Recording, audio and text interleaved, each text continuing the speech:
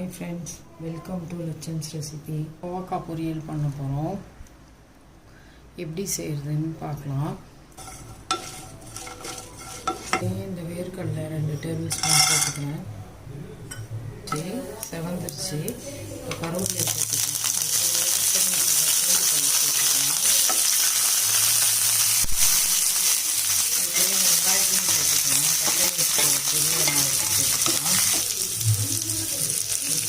கோவக்காயை 10 spoon அளவுக்கு போட்டுக்கிறேன்.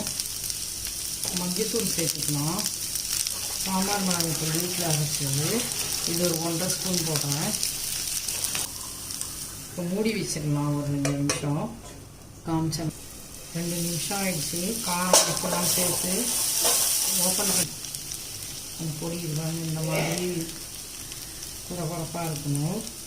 இதை சேர்த்துக்கலாம். நம்ம